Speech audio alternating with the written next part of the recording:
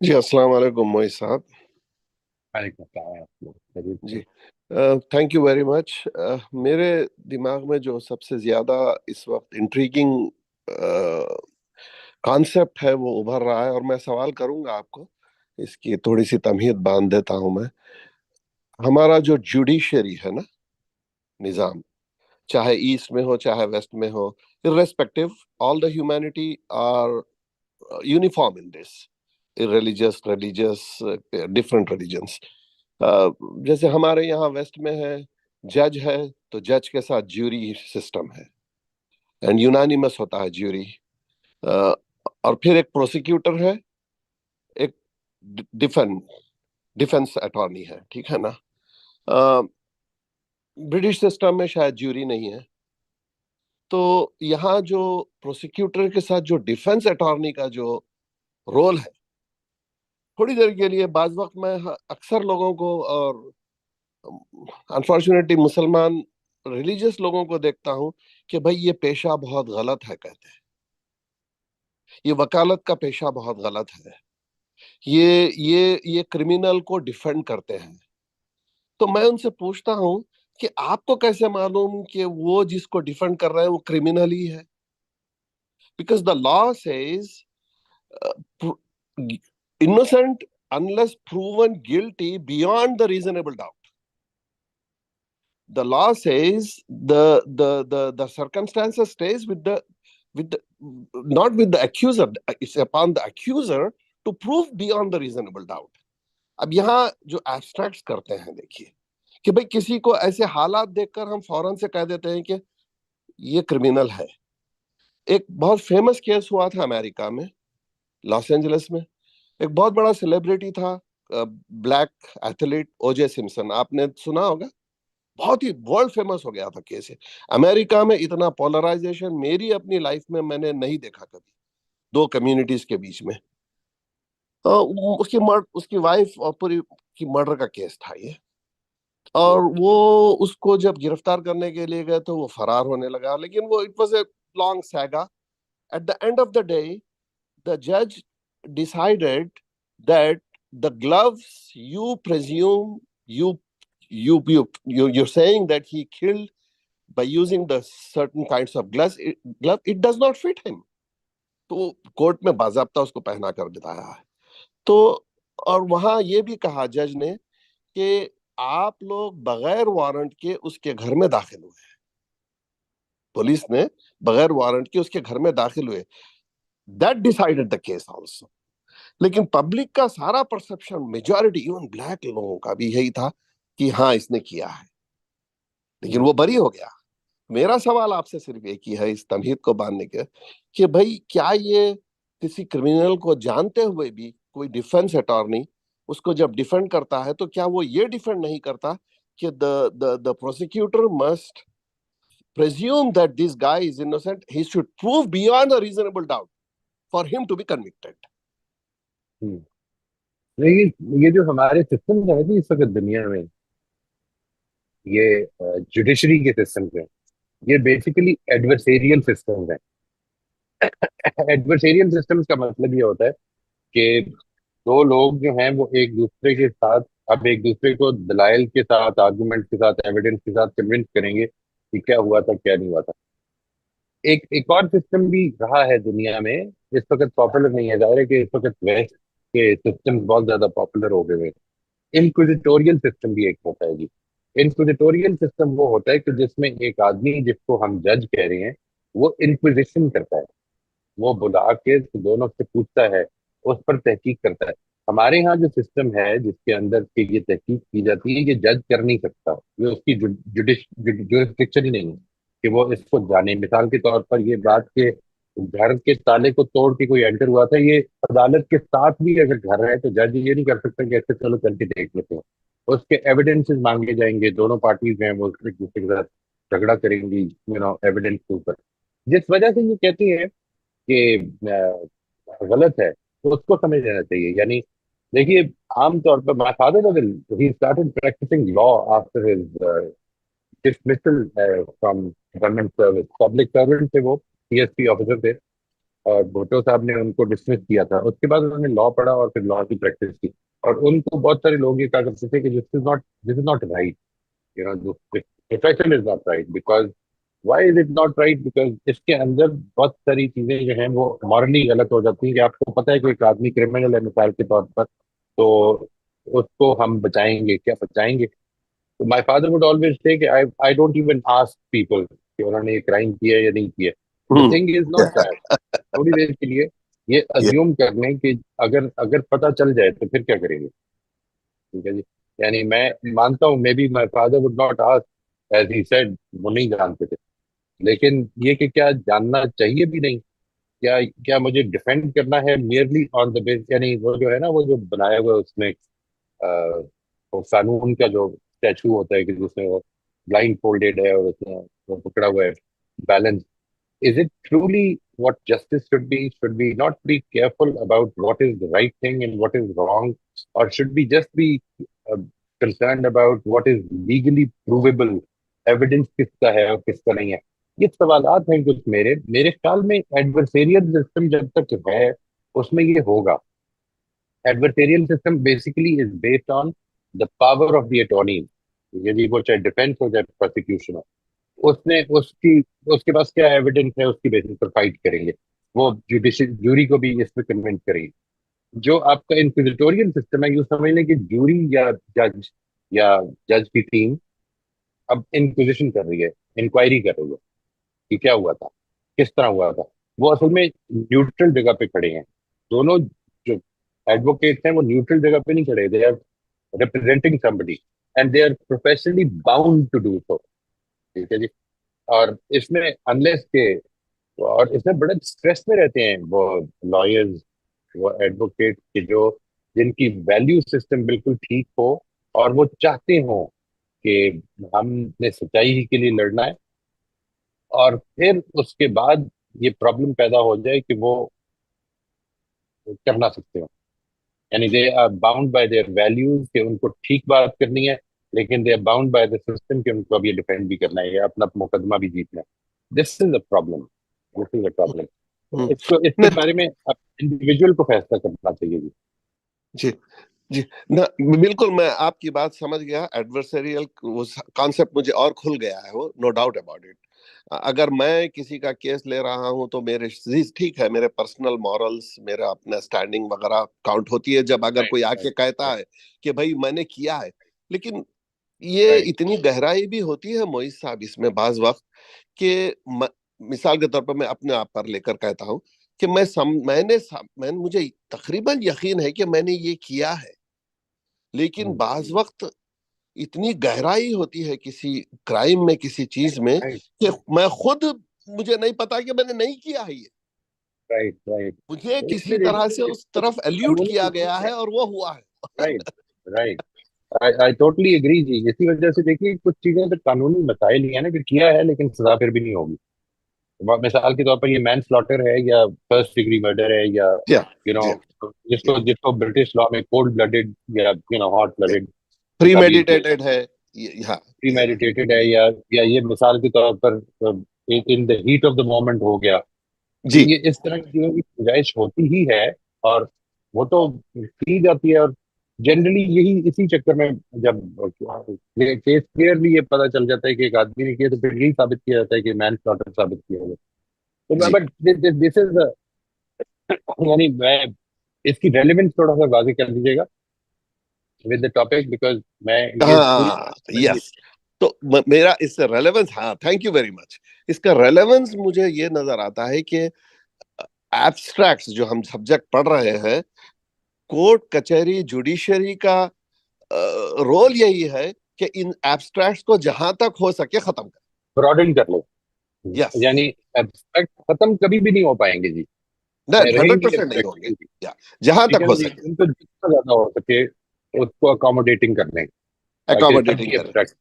بالکل صحیح ہے. اور ہم بھی زندگی میں اس جوڈیشری کو دیکھ کے یہ سیکھنا چاہیے کہ ہم بھی اپنی زندگی میں کسی کو اتنا زیادہ جج نہ کریں جب تک کہ پوری ڈیو ڈیلیجنس ہی نہ کر لیں. ایک چیز جو سوال ہے جی جو ہمیشہ ذہن میں رہتا ہے وہ یہ کہ میری ججمنٹ سے ہوگا کیا, how will thing change after that. میں جج کرتا ہوں اور پھر اگلے دن پھر اس سے ملتا ہوں، بات چیت کرتا ہوں. How does it change? یعنی وہ جو ریلیشن شپ ہے وہ تو کڑوا ہی ہوتا چلا جا رہا ہے because I am evaluating and judging the other person. سوال اصل میں یہ ہے کہ اگر میں جج نہ کروں تو کیا فرق پڑے گا، یا میرے جج اگر کرنے سے کیا فرق؟ جی اگر جج کروں میں تو ممکن ہے فرق یہ پڑے گا کہ آئی ول modify my behaviour and I will relate certain مجھے جو خدشات ہے وہ ظاہر کروں میں، اور بیٹر کمیونیکیٹ کروں ان سے کہ دیکھو میں نے یہ سمجھا ہوں کہ اگر یہ صحیح ہے تو let us together correct it, اگر غلط ہوں میں تو معافی چاہتا ہوں. That's a very important point. اس کا مطلب یہ ہے کہ پھر آپ نے اپنی ججمنٹ روکی ہوئی ہے. اس سوال ہاں ہی کا ججمنٹ مطلب یہ روکی بھی ہے، ججمنٹ روکی ہے. بھی ہے. لیکن یس I mean, I am getting this inclination. I would like you to help me relieve yes myself of this inclination. یس ٹھیک ہے نا جی؟ یس. This is a brilliant idea. I totally ascribe to it کہ ہمیں یہ کرنا چاہیے. جی جی ہاں اگر ججمنٹ لے لیتے ہیں تو پھر آپ ججمنٹ لے لیجئے کہ ٹھیک ہے اب میں اس کو کٹ آف کرتا ہوں، اس کو بہت ہی تھن اینڈ لمیٹڈ ریلیشن شپ رکھتا ہوں and I totally change my course of action. ان دونوں چیزوں میں ہم فیصلہ کرنے میں آسانی ہو جائے گی. میں یہ پوچھنا چاہ رہی تھی کہ like suppose I'm a defense lawyer. There is a murder case and I've been appointed by the party as a defense lawyer. But in my heart, I know that the person is guilty because I know he has committed the crime of the murder. So where my own morals come in, and but at the same time, as a lawyer who's trying to defend a criminal, should I go on to find any loophole, any mistake with the prosecution maybe making, where they must maybe misjudging the criminal and he is not guilty? But on the other hand, I'm very clear that I know that he has done the murder. So usme my religious upbringing, my morality also comes in. Should I be taking this case where I know that he is guilty, but at the same time, it's my duty to try and see if I can get him freed? What is your opinion regarding this sort of cases where you see them all the time, every day in the world? یعنی this is a very theoretical question where you are saying that you're certain that he has actually committed a crime. The person whom you are going to defend. یہ جو certainty ہے پہلے تو اس کو دیکھ لیں کہ جس چیز کو ہم کہہ رہے ہیں سرٹنٹی وہ آپ کی کون سی ایبسٹریکٹنگ ہے. اگر آپ مطمئن ہیں کہ یو آر سرٹن تو پھر اس سوال کا جواب آپ دیں. What do you think you should do? It actually relates to your value system. If I answer this question, it would be on the basis of my value system. You should answer the question, what is your value system over here? Let's find that out. On what basis? And if there is a difference of opinion, there would be a kind of abstracting difference. Because the question that you put, that you have risen, is evaluative abstracting. جب آپ یہ کہتے ہیں کہ I'm sure that he is a criminal, which means that I'm sure that he is wrong, but change the statement. I'm sure that he is wrong, but I have been told to defend him. So now what you will be doing is you will be holding back your evaluative, abstracting and bringing in the relational abstracting. کہ یہ میرا client ہے اور میں اس کا professionally مجھے اس کو اب بچانا ہے. یہ جو ایسپیکٹ ہے جب آپ کریں گے تو وہ جو آپ کی سیلف ریفلیکٹیو ایبسٹریکٹنگ ہے وہ آپ کو پوچھے گی کیوں. اس کا جواب جو آپ دیں گے اس حساب سے پتہ چلے گا کہ موٹیو کیا ہے. Morally, I wouldn't like to defend a murderer, but then professionally, it is my job to see that maybe I'm wrong, maybe I am mistaken about my assessment, maybe somewhere the prosecution is making a mistake, but it's a dilemma.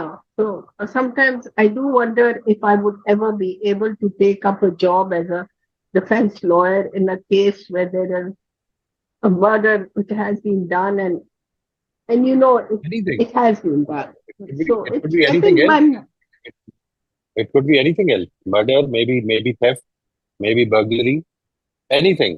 अगर आपको ये लगता है कि जिसको मैं defend कर रही हूँ उसके बारे में मुझे यकीन है, देखिए अगर तो यकीन नहीं है, अगर तो यकीन नहीं है तो फिर वो वैल्यू उस तरह से अप्लाई नहीं हो रही, क्योंकि फिर तो असल में आप ये कह रहे हैं कि मुझे जिसके बारे में मुझे यकीन हो जाए कि इसने क्राइम नहीं किया, वो कैसे होगा? मुकदमा लेंगे। मिसाल के तौर पर आपने ये बता दिया अपने क्लाइंट को कि अगर anywhere on the way, if if I feel that you have done it, मैं केस छोड़ दूंगा और कोई फीस वापस नहीं दूंगा। तो ये सोच के मेरे पास आना, करके देख लें। I mean because this is the question is basically a moral question where you will be actually defending, and if that is your value system, you should not do it. Yes, I agree with that. I agree with that. because I think I wouldn't do a very good job when I know certain facts, I know the client, I know the background, the family, and I know that he did. But I think he took me up because I'm a very capable lawyer. So that is where the dilemmas come in. I think you're right. I probably would regret it. Taken easy. I think I may not be able to do a good job. Just wanted your opinion. What would you be thinking around this type of a case? आप क्या करते हैं? मैं दुआ करता हूँ जी कभी इस पोजीशन में ना हो, लेकिन मैं नहीं करूंगा, नहीं करूंगा। मैं तो ये दुआ करता हूँ कि कभी मुझे अपने बच्चों के लिए भी वो काम ना करना पड़े, उनकी डिफेंस में भी ये ना करना पड़े कि जिसको मैं गलत समझता हूँ, और इंशाल्लाह कभी किया भी नहीं। और अल्लाह ताला इस तरह की आजमाइश में कोई पड़ा नहीं हूं मैं कि जिधर इतनी बड़ी कॉस्ट पे करनी पड़े, लेकिन इंशाल्लाह अल्लाह ताला से दुआ करता हूँ कि उनको भी बचा के रखे इस तरह के मसाइल से। आई आई प्रे कि अल्लाह ताला इस आजमाइश में ना डाले। लेकिन theoretically speaking, while I am sitting over here delivering a lecture in front of people, नहीं करूंगा जी इंशाल्लाह। अल्लाह ताला से दुआ करता हूँ कि इसका हौसला दे कि कभी ना करूँ, किसी के लिए भी ना करूँ। कुरान मजीद ने इसमें बड़ी वाज़ेह बात की है जी, बड़ी वाज़ेह बात की है कि तुमको खुदा के लिए हक की गवाही देनी है। हक की गवाही देनी है, चाहे वो तुम्हारी जात के खिलाफ जाए, चाहे चाहे वो तुम्हारे माँ बाप के खिलाफ जाए, तुम्हारे बच्चों के खिलाफ जाए, तुम्हारे आइज़ा और अकारिब के खिलाफ जाए, और चाहे वो तुम्हारी कौम के खिलाफ जाए। तुम्हें सच्ची बात करनी है, तुम झूठ नहीं बोलोगे, तुम कभी किसी किसी जगह पर आकर गलत बात नहीं करोगे कि जिसके नतीजे में फैक्ट डिस्टॉर्ट हो। अल्लाह ताला से दुआ है कि अल्लाह ताला इसका हौसला दे। और कभी अपने किसी फायदे के लिए, देखिए इंसान जब भी कभी मॉरली डाइवर्ट करेगा ना, तो उसमें या किसी नुकसान से बचना पेश नजर होता है। ये बड़ी बड़ी बातें छोड़ देते हैं हम, यानी कौम के लिए झूठ बोला, कौम के लिए तो और ही बुरी बात है झूठ बोला। अपने लिए जाती तौर पर तो आदमी फिर भी गुंजाइश रखता है कि मैं कमजोर आदमी, कौम के लिए मतलब अपने आप को बड़ा बनाना। कौम के लिए चोरी करने वाला चोर नहीं होता। What kind of nonsense is that? चोरी चोरी है। और कौम के लिए कीजिए तो और ही बड़ी बात है। अपने लिए कर लेते हैं रोटी के लिए तो चलिए, अल्लाह ताला कहता है कि इंसान है, मजबूर है।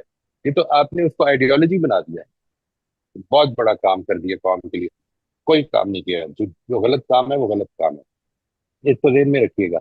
ये जो बात है ना कि इन्नमल अमालु बिन्नियात, इसका ताल्लुक अच्छे अमल से है, इसका ताल्लुक गलत अमाल से नहीं है। मतलब मैं चोरी अच्छी नीयत से नहीं करता, लेकिन मैं नमाज बुरी नीयत से पढ़ सकता हूँ।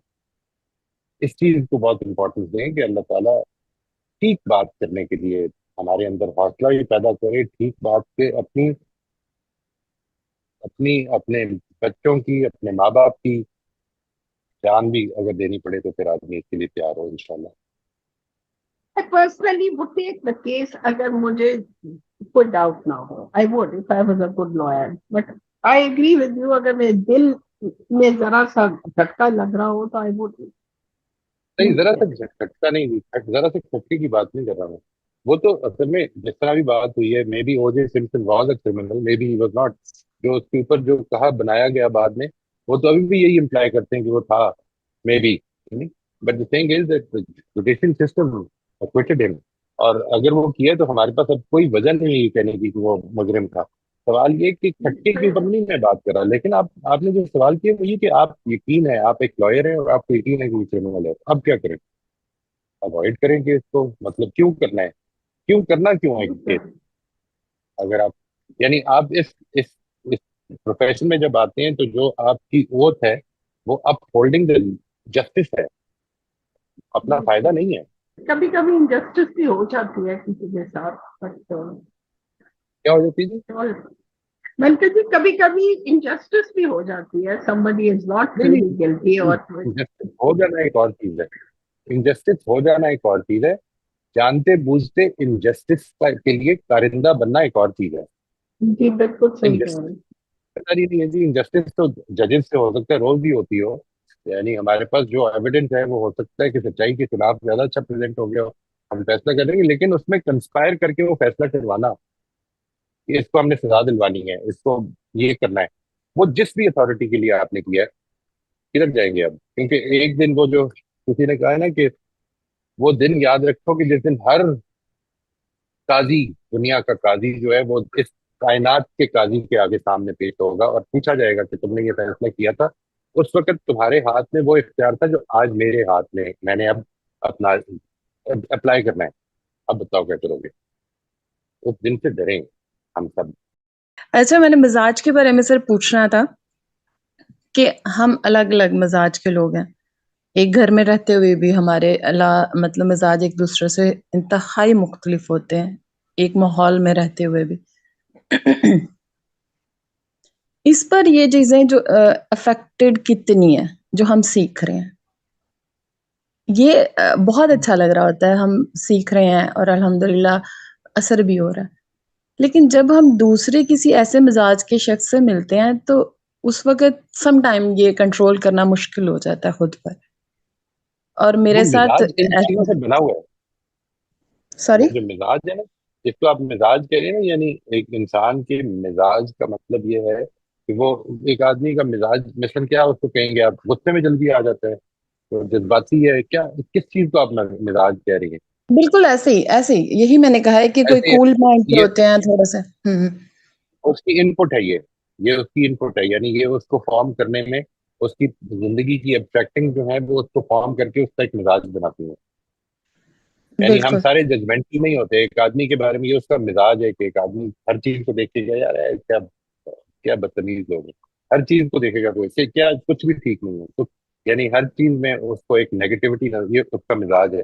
یہ کیوں ہو رہا ہے؟ اس لیے کہ وہ ایبسٹریکٹ کر رہی ہے چیزیں. اس کے ساتھ سے زندگی میں یہ ہوا ہے، اب اس کو یہی سیکھا ہے. He has to become conscious of it. اس کا مزاج بھی بالکل بدلنا شروع ہو جائے گا.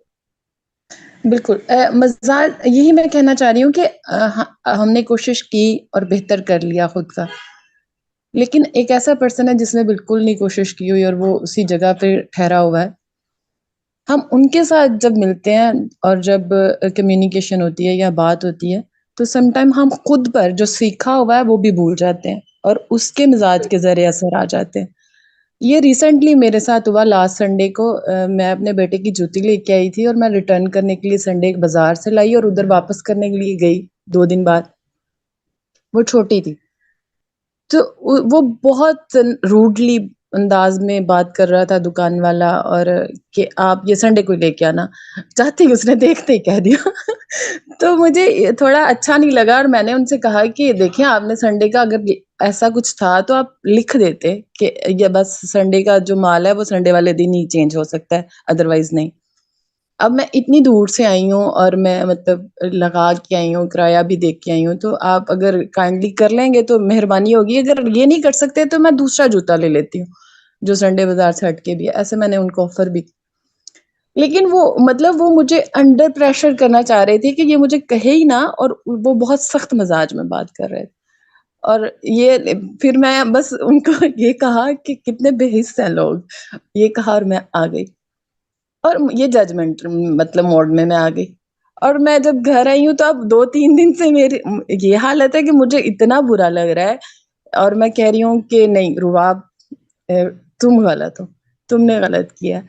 وہاں صبر کر لینا چاہیے تھا، اس کا رائٹ تھا، وہ جو بھی کہہ دیتا صبر کر جاتی. اب مجھے اس غلطی پہ ہم کیا کریں؟ مطلب اب زیادہ احساس ہونا شروع ہو گیا ہے کہ نہیں یار ایسا نہیں ہونا چاہیے تھا، کیوں ہو گیا. Right right.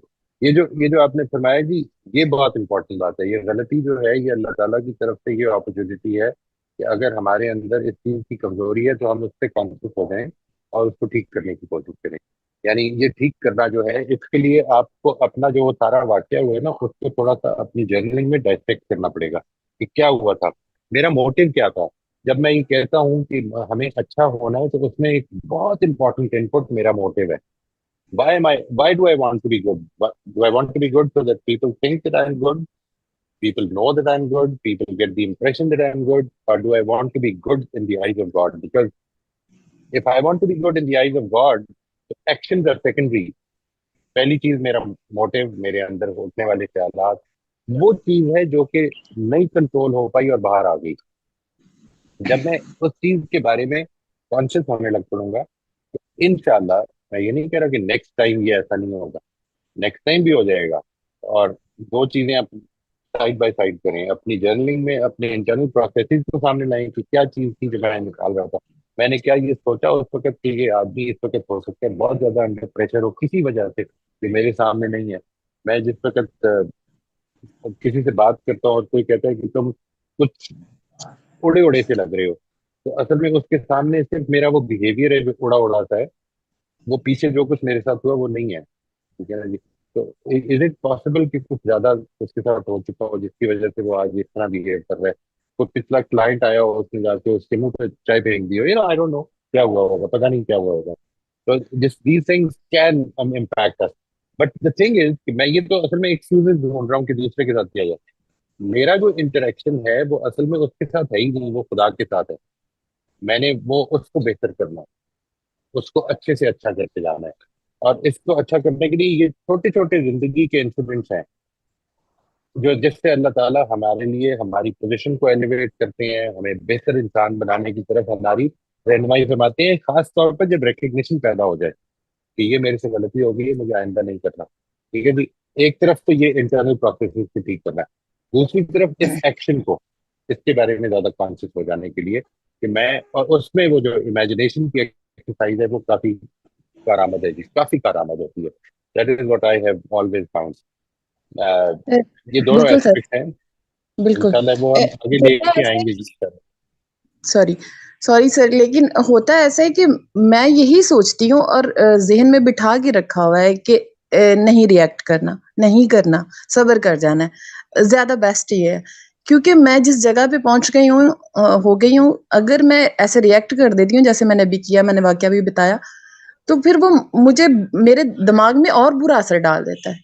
اگر میں چپ کر جاتی ہوں, صبر کر جاتی ہوں, ایکسکیوز کر لیتی ہوں, تو خوش ہوتی ہوں, بہت خوش ہوتی ہوں, شکر ہے میں نے اچھا بہیو کیا. لیکن ایسا کچھ کر لینے کے آپ نتیجے یہ میں کہنا چھوڑ دیں, یہ نہ کہیں کہ میں نے نہیں ریئیکٹ کرنا. آپ سب سے پہلے یہ ڈیسائیڈ کریں کہ کیوں کرنا ہے جو کچھ کرنا ہے. یہ مسئلہ یہ ہے کہ میں نے یہ جوتی کو سکسیسفلی ایکسچینج کروا لینا ہے, یا یہ مسئلہ یہ ہے کہ یہ جو میرا انٹریکشن ہو رہا ہے اس وقت اس کے ساتھ اور پھر اس کے بعد کسی اور کے ساتھ اور پھر کسی اور کے ساتھ, یہ اصل میں خدا کی دی ہوئی اپرچونیٹی ہے جس میں مجھے کامیاب ہوتے جانا ہے. یہ ہے جو اصل میں فیصلہ کرنا ہے. یہ نہیں کرنا کہ میں نے کیسا کرنا ہے, کیونکہ وہ تو ہر دفعہ اصل میں آپ کا ریئیکشن ڈفرینٹ تقاضا کر رہا ہوگا نا. جو چیز آپ نے دیکھنی ہے وہ یہ کہ میری زندگی کا وہ لینز کیا ہے جدھر سے میں نے زندگی کو اپروچ کرنا. What is happening, does it make sense, does it make sense. اگر میں کیا یہ ساری چیزیں رینڈملی ہو رہی ہیں, یا کسی کا ہاتھ ہے, کسی وائز نوئنگ ہستی کا ہاتھ ہے جو میرے ساتھ یہ کنٹینیوسلی ایک کے بعد ایک واقعہ مجھے ایکسپوز کر رہے تاکہ مجھے ڈبو دے, مجھے کامیاب کر دے. کیا ہے اس میں, یہ ہے پورے کے پورے میننگ میکنگ, یہ ہے جس کو ایکٹیویٹ کرنے کی کوشش. بے شک بے شک, ایگزیکٹلی, بالکل بالکل. مجھے اس طرف فوکس رکھنا چاہیے بجائے اس کے کہ میں یہ کہوں کہ میں نے ریئیکٹ ہی نہیں کرنا. شکریہ سر, بہت شکریہ, بہت شکریہ. سر یہ ہوسیا نے ابھی جو بات کی ہے اس پہ میرے دماغ میں ایک بات آ رہی تھی. سر یہ مینجمنٹ سے ریلیٹ نہیں ہے, کیونکہ یعنی کہ ہمیں یہ ڈیسائیڈ کرنا ہے کہ کس سچویشن میں ہمیں کس طرح سے ریئیکٹ کرنا ہے یا کس طرح سے ہم نے بات چیت کرنی ہے. جس طرح سے ابھی واقعہ بتائے, میں پوائنٹ پر ہوں, میں صحیح جگہ پر ہوں, تو وہاں پر مجھے لاجیکل کیوں نہیں بات کرنی, وہاں پر میں اپنے آپ کو کیوں غلطی پر مان رہی ہوں. تو سر یہ ایک طرف لوگ بالکل ڈفرینٹ نہیں لے سوچ ہو کے سکتی ہے. جاتا. میں آپ سے ایڈ کرتا ہوں. دیکھیے یہ بالکل ڈفرنٹ سوچ ہو سکتی ہے. اگر وہ یہ کہتی ہے نا میں نے یہ کیا ہے اور میرا خیال ہے دس is what I should have done, تو بات ختم ہو جاتی. اصل پرابلم یہ ہے, مثال کے طور پر یہی واقعہ میرے ساتھ ہو اور میں نے یہ کہہ دیا ہو کہ بڑے بےحد آدمی ہیں آپ, ٹھیک ہے جی, اور میں یہ فیل ہو کہ میری ویلیوز کے ساتھ بالکل عین مطابقت رکھتا ہے, اگر میں اللہ تعالیٰ کو ریسپونڈ کر رہا ہوں تو یہی دس is what God wants from me, تو پھر مسئلہ ہی ختم ہو گیا, پھر تو کوئی پرابلم ہی نہیں ہے. اصل پرابلم ہی ادھر سے پیدا ہو رہی ہے کہ میں خود جو رسپونڈ کرنے والا ہے اس کو بعد میں یہ فیلنگ پیدا ہوئی ہے کہ میرے اپنے اسٹینڈرڈ کے مطابق نہیں ہوا. اب ہے یہ مسئلہ. پرابلم یہ نہیں کہ ہوا کیا ہے, یہ نہیں مسئلہ, دیٹ از ناٹ.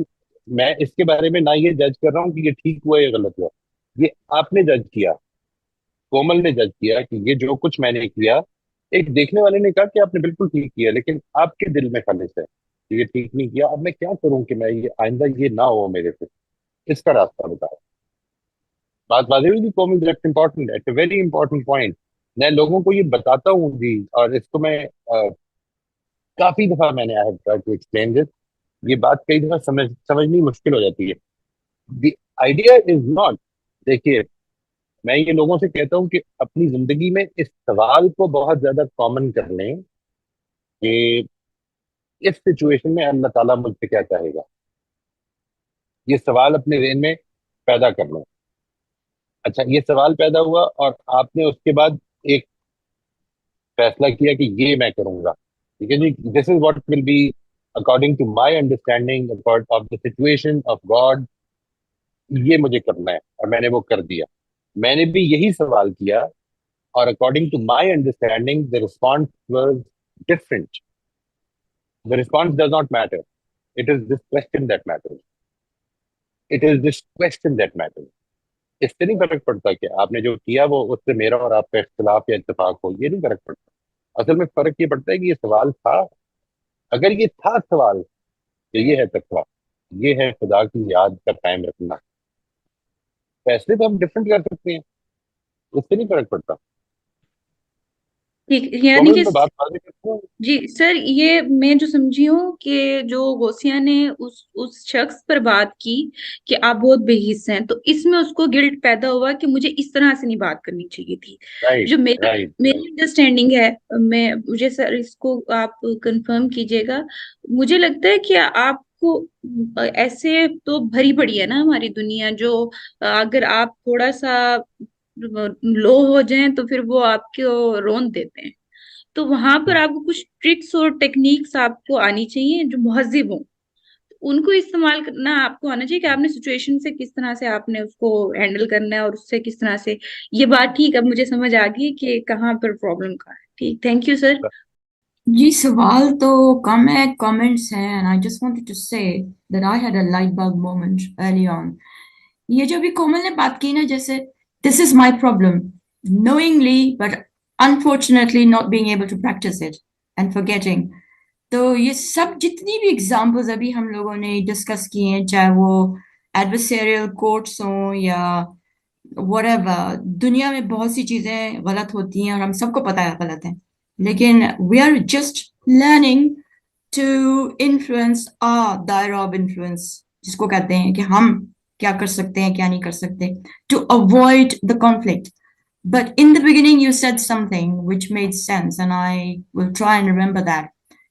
جن ملک میں, جن ممالک میں لیفٹ ہینڈ ڈرائیو ہوتی ہے, جب ہم بچوں کو کراس کرنا سکھاتے ہیں سڑک, تو ہم کہتے ہیں look right, look left and then right again and then jump into the road.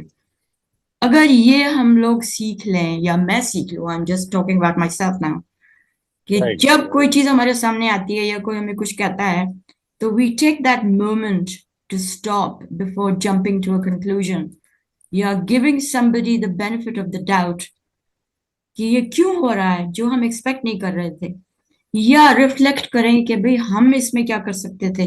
جیسے جوتے کی بات ہو رہی تھی, so the first thing that went through my mind was, why buy a shoe when the child is not there with you? کیونکہ وہ تو اپنی کمائی کے لیے تھا, پتہ نہیں اس کی کیا فائنینشیل سچویشن ہوگی, کیا ہوگی, اس کے کیا چیلنجز ہوں گے.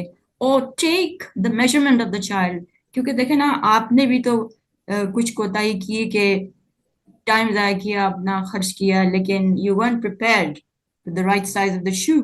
So what is it that we can do to help that situation? اب جیسے there are lots of things that we can do, but my problem is remembering to do it, not that I don't know what was to be done. اور اس کی practice بڑی مشکل ہوتی ہے. That's all I wanted to say. سر اگر یہ پتہ چل جائے کہ مطلب ڈفرینٹ ٹائپ آف ایبسٹریکشنس کو ہم تھوڑا سمجھنے کی کوشش کرتے ہیں اپنی بھی اور لوگوں کی بھی, تو اپنے حوالے سے تو مجھے یہ سمجھ میں آتا ہے کہ کیسے چینج کریں گے وہی جو ڈفرینٹ ٹیکنیکس, ٹرانسفارمیٹیو ٹیکنیکس ہیں جن میں خاص طور پہ ریفلیکشن اور ریفلیکٹیو جرنلنگ وغیرہ اور بھی اس کے علاوہ چیزیں. تو لیکن ایسے لوگ جو الٹ سلٹ ایبسٹریکٹ کر کے بیٹھ جاتے ہیں, میرا مطلب یہ ہے کہ اسپیسیفک ایبسٹریکشنز کے پیٹرنز بنا کے بیٹھے ہوئے ہوتے ہیں اور کانورسیشنز بہت کم کرتے ہیں. یعنی آپ کے قریبی ریلیٹیوز بھی آپ کے بارے میں کچھ نوٹ کر کے بیٹھ گئے for example, and now they are not discussing that issue. تو ایسی جگہ پر میں کیا کر سکتی ہوں جہاں پہ مجھے کبھی پتہ ہی نہیں چلے گا کہ ایشو کیا ہوا ہے. تو ایسی جگہوں پر دعا کے علاوہ کیا میرا رول ہو سکتا ہے کمیونیکیشن کو یا ریلیشن شپس کو بہتر کرنے میں؟ دعا ہی کفایت کرے گی اور کیا کر سکتے ہیں. یہ بات یہ ہے کہ اگر تو کانورسیشن پہ آنا ہے تو کانورسیشن کے لیے ضروری ہے کہ دونوں پارٹیز کی طرف سے آمادگی ہو, and they are interested, engage. Even if one party is not engaged, آپ 1 گھنٹہ سمجھا بھی لیں گے تو ڈس انگیج ہے تو ڈس انگیج بھی رہے گا. کیا کر سکتے ہیں اس میں؟ کچھ بھی نہیں کر سکتے. میں یہ اس کے تو میں آپ کو یاد ہوگا جو پہلا سیشن تھا enriching our own understanding میں انڈیپینڈنٹ ہوں.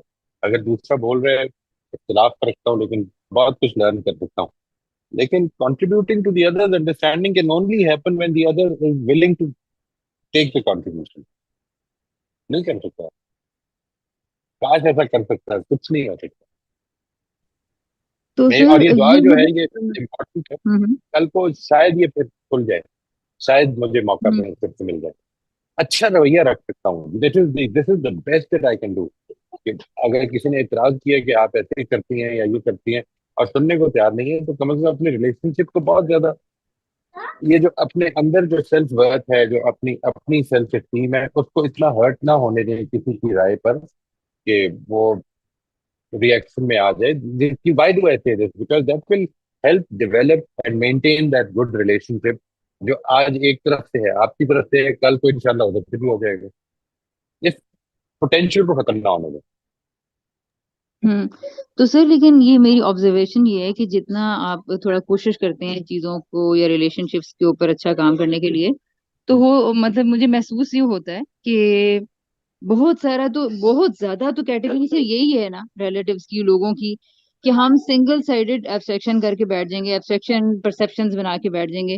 تو اب ٹھیک ہے, اور پھر اس کے بعد مسئلہ یہ ہے, ٹھیک ہے یہ تو میں نے سوچا کہ مجھے ریلیشن شپ میں نے حد الامکان اپنے گمان کو بھی پازیٹیو کرتے رہنا ہے کہ اوکے ان کے بھی چیلنجز ہوں گے, ان کی کنڈیشننگ ڈفرینٹ ہے, مطلب ملٹیپل چیزیں.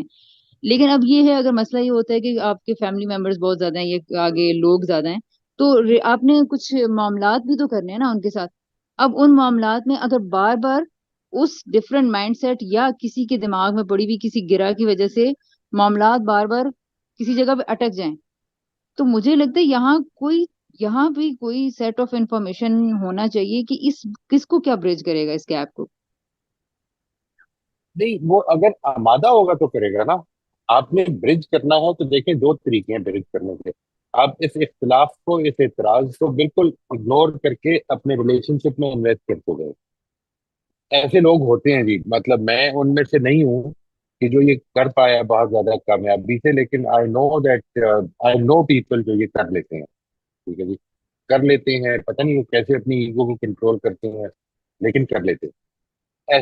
اور بڑا فائدہ ہوتا ہے اس کا. ٹھیک ہے جی, یعنی آپ جب تک کہ دوسرے کے اندر اس کو ایک اعتراض ہے آپ سے, وہ بیان نہیں کرنا چاہتا. آپ نے پوچھا کہ میں نے یہ نوٹس کیا کہ اس طرح سے آپ کو کوئی اعتراض ہے تو پلیز مجھے تھوڑا سا ایکسپلین کر دیں. تو ایک تو یہ کہ people are not very comfortable doing this, یہ ہمیں عادت نہیں ہے, یہ ہمارا کلچر نہیں ہے.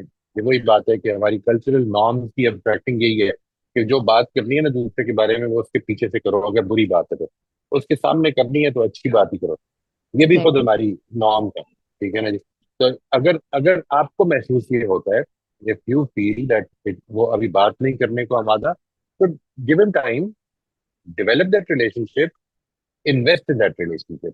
کل کو انشاءاللہ وہ اس پر آمادہ ہو جائیں، شاید آپ کے رویے کی وجہ سے ہو جائے، شاید آپ کے ساتھ ہو جائے. ہاں سر وہ اچھا اس میں ایک چیز ایڈ کر دیتی ہوں، پھر بے شک اس کو وہ کر دیتے ہیں کہ ریلیشن شپ پہلے ہی بہتر ہے، یعنی دکھ رہا ہے اور ہمیشہ ریلیشن شپ بہت اچھا گیدرنگز ہو کے ختم ہو جاتی ہیں، بٹ آپ کو کہیں سے پتا چلے کہ یہ پوائنٹ ان کے دماغ میں ہے. تو ایک چیز آپ کو آپ کو پتا انکمفرٹیبل چلے تو آپ ان کرتی سے ہے. اپروچ کریں اور وہ کہتے ہیں کہ نہیں نہیں ایسا کچھ نہیں ہے میرے دماغ میں، ختم ہو گئی بات. وہ آپ سے بات کرتے ہیں یا ہے لیکن میں بات نہیں کرنا چاہتا، ختم ہو گئی بات. ان سے کہیں جی میں ہمیشہ اپنی اصلاح کے لیے اس کے لیے اویلیبل ہوں کہ آپ بات کریں، لیکن آپ کا ظاہر ہے کہ you have to feel comfortable, میں حاضر ہوں، ختم ہو گئی بات. رائٹ رائٹ، ٹھیک ہے سر، تھینک یو. سر یہ جو آج کے ٹاپک میں ہم نے پڑھا اس میں امپروونگ ڈیسیژن میکنگ، وہ مجھے سمجھ نہیں آیا کس طرح ڈیسیژن میکنگ میں یہ ایبسٹریکشن امپورٹنٹ ہے.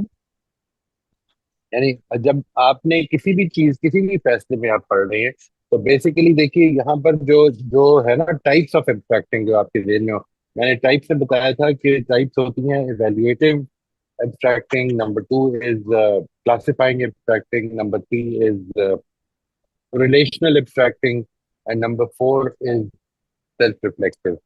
عام طور پر اس میں جو آپ کی ڈیسیجن میکنگ کرائٹیریا چل رہا ہوگا وہ ایویلویٹو چل رہا ہوگا.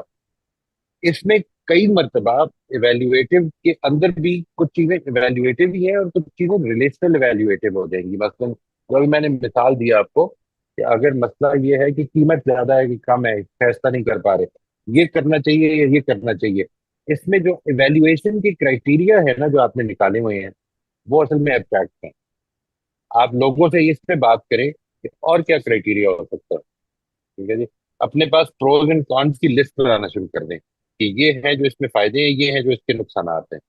تو واٹ از اٹ دیٹ میں کن کن چکروں میں ہوں اس وقت؟ کیا میں صرف مثال کے طور پر بچوں کی ایجوکیشن کے حوالے سے جب سوچتا ہوں تو صرف کریئر ہی کا سوچ رہا ہوں؟ Is that the only thing? مثال کے طور پر آپ نے یہ فیصلہ کرتے ہوئے کیا یہ سوچا ہے کہ اس کرائٹیریا میں ایویلویشن کے اس کرائٹیریا میں بچوں کا اپنی انگیجمنٹ اور انٹرسٹ شامل ہونا چاہیے؟ کیا یہ سوچا ہے کہ بچوں کی اپنے پوٹینشیل کو شامل ہونا چاہیے اور ان کی اپنی ایبلٹیز، اس طرح سے آپ کی ایبسٹریکٹنگ بہتر ہوتی جائے گی. تو آپ نے جو چیز ایویلویشن کے لیے ابھی کرائٹیرین رکھا ہوا ہے وہ آپ کی ایبسٹریکٹنگ ہے، نمبر 1. نمبر 2، جیسے ہی آپ دوسروں سے بات کرتے ہیں یا کوئی چیز پڑھتے ہیں یا کوئی اپنے آپ کو ایکسپوجر زیادہ دیتے ہیں تو اس ایبسٹریکٹنگ کو ہم تھوڑا وسیع کرتے جاتے ہیں. یہ ایبسٹریکٹنگ کا وسیع ہونا ہے جو اصل میں فیصلے بہتر کرواتا ہے. کیوں کراتا ہے؟ یہ سمجھ میں آئی آپ کو بات؟ یعنی کیوں کرواتا ہے؟ دس از این امپورٹنٹ تھنگ. یہ سمجھ میں آئی کیوں فیصلے کیسے بہتر ہو جائیں گے اگر آپ کی ایبسٹریکٹنگ وسیع ہو جائے گی؟ بہت سارے اور چیزیں سمجھ آنے لگیں گی، اور لوگ کیسا رائٹ. آپ سوچتے ہیں ان کو ویلیو دینا شروع رائٹ کریں گے. آپ نے مثال کے طور پر صرف اس بیسس پر فیصلہ کیا کہ میں یہ جاب لوں یا نہ لوں کہ میری ایگزسٹنگ تنخواہ جو ہے وہ ہے 50,000 درہم اور میری جو ادھر جاب مل رہی ہے اس میں 65,000 ہے. صرف یہ سوچ کے کیا، آپ باہر نکلے بڑے خوش ہیں کہ یہ مجھے جاب کرنی ہے، اب میں ادھر جا کے، اور آپ کے جو ساتھی ہیں انہوں نے آپ کو بتایا نہیں آپ اس کو بھی سوچیں کہ وہاں پر ہائرارکی کیسی ہے، وہاں پر چھٹیاں کتنی ہیں، وہاں پر لوگوں کے ساتھ ایک دوسرے کے ساتھ بات کیسے ہوتی ہے، وہاں پر کام کی نوعیت کیسی ہے، آپ کو کام کیا دیا جائے گا. یہ دیکھیے کیا ہو رہا ہے، اب آپ وہ جو فیصلہ کرنے کا کرائٹیرین ہے وہ وسیع ہوتا جائے گا. You will be in a much better position to take Broad based perspective کے ساتھ وہ فیصلہ کر سکیں گے. یہ فائدہ ہوتا ہے جی. ٹھیک ہے سر، تھینک یو جی، سمجھ یعنی آ گیا. پہلی ریکگنیشن تو یہ ہے نا ایبسٹریکٹ ہے یہ میرا، میں جس چیز کے بارے میں بھی ایویلویٹ کر رہا ہوں کچھ ایبسٹریکٹنگ ہے میرے اندر. صحیح. اب دوسری جیسے یہ ریکگنیشن ہو گئی، اور کیا کرائٹیرین ہو سکتا ہے کسی کے بارے میں فیصلہ کرنے کا، کسی چیز کے بارے میں، جاب کے بارے میں، فرنیچر کے بارے میں؟ اور کیا طریقہ ہو سکتا ہے، یہ والا ہے. الگ الگ لوگوں سے مل کے ان کی رائے لے لیں تو براڈ ہو جائے گی ہماری. ٹھیک ہے. Exactly. Thank you G. I'm also